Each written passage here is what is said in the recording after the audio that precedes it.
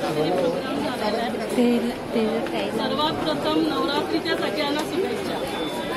आणि मला असं वाटतं की या वेळेला संपूर्ण भारतभरात खऱ्या अर्थाने नवरात्री साजरी होत आहे, कारण आपण नवरात्रीमध्ये जड मूर्तींची पूजा करतो आणि त्या जड मूर्तींची पूजा करून आपल्याला आशीर्वाद आणि हे पण आपलं भाग्य बनतं। तर जर आपण चैतन्य ज्या देवी आहे त्या आपल्या घरांमध्ये लहान बाळ जन्माला येते मुलगी, ती गरोदर बाई आणि ती आजी होईपर्यंत ह्या सगळ्यांसाठी राज्य शासन, भारत सरकार या सगळ्यांनी हे जे शिबिर आयोजित केलेलं आहे, म्हणजे हे महाअभियान जे आहे, तर त्या निमित्ताने मला असं वाटतं की संपूर्ण भारतभरात खऱ्या अर्थाने नवरात्री साजरी होत आहे।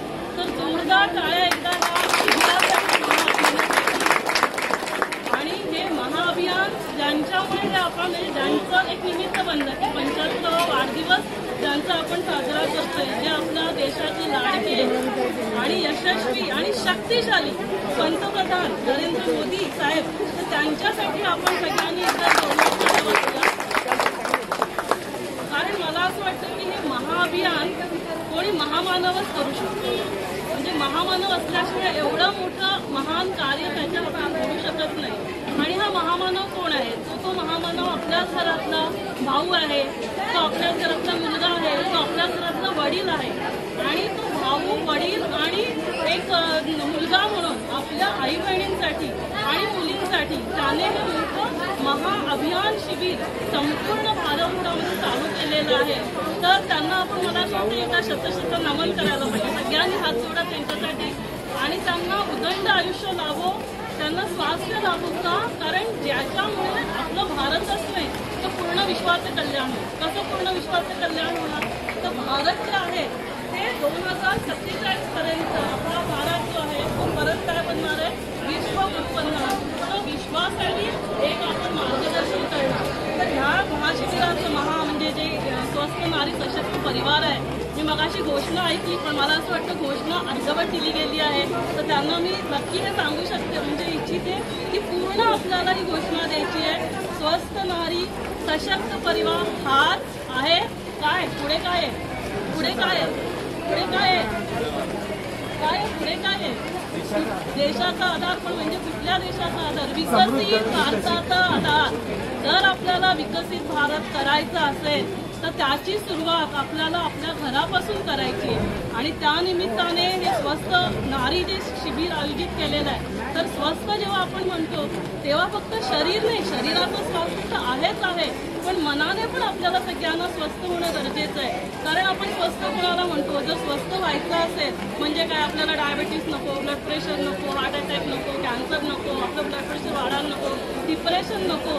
कारण मी आज इथे जेव्हा बोलतीये तर माझं स्वतःचं शिक्षण जे आहे ते टाटा हॉस्पिटलमधून कॅन्सरमध्ये माझी फेलोशिप झालेली आहे आणि आम्ही एवढे कॅन्सरचे पेशंट बघायचो, पण जे शिक्षण मला हे सगळं टाटा हॉस्पिटलपर्यंतचं शिक्षण घेताना मिळालं नाही। आणि सगळे आजार आपल्याला माहिती आहेत की मनाचे आजार आहेत, आणि जर आपण आपल्या मनाला ठीक केलं, का मनाला ठीक करायचं आहे? कारण आपण जे आता सगळ्यांनी बघितलं की पोषण आहार हा आपण सप्ताह साजरा करतोय, आपण काय खायचं आहे, त्यांना फास्ट फूड नाही खायचं, आपल्याला हे स्वस्त जे आहार आहे तो खायचा, पण हे ठरवणार कोण आहे? आपलं मन ठरवणार आहे।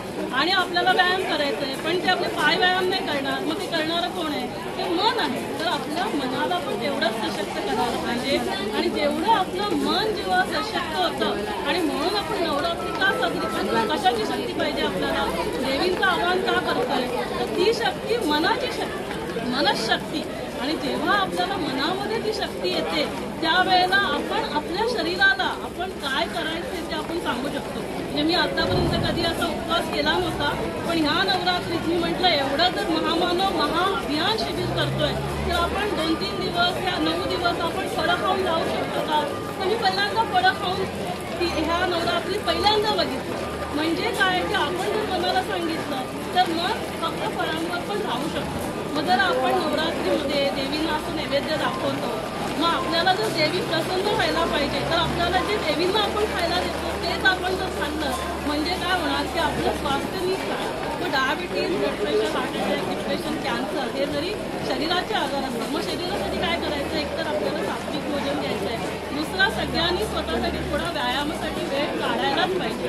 आणि मनासाठी काय करायला पाहिजे, मनासाठी ध्यान करायला पाहिजे. मनासाठी काय करायला पाहिजे, आपण सगळ्या गोष्टी मनामध्ये पकडून ठेवतो. आपण काय म्हणतो, हा आतल्या गाठीचे सगळ्या गोष्टी पकडून ठेवतो.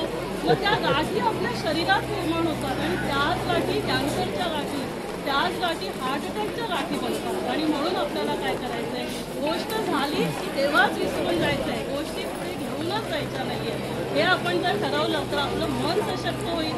आणि मन सशक्त झालं तर शरीराने काय खायचंय, पायाने काय व्यायाम करायचंय हे जर आपण केलं तर मला असं वाटतं की आपली जी नारी आहे, नारीच नाही आपल्याला सगळ्यांनाच, म्हणजे आपले जे भाऊ आहेत त्या सगळ्यांना पण सशक्त होण्याची गरज आहे. आणि मग जर त्याच्यानेच आपला जो परिवार आहे तो सशक्त बनेल आणि तेव्हाच आपला जो भारत आहे तो विकसित भारत 2047 पर्यंत बनेल. तर ह्या अभियानासाठी संपूर्ण भारतभरात जे अभियान आपलं 2 ऑक्टोबर महात्मा गांधींच्या जयंतीपर्यंत होणार आहे, त्यासाठी सगळ्यांच्या वतीने मी खूप खूप शुभेच्छा देते.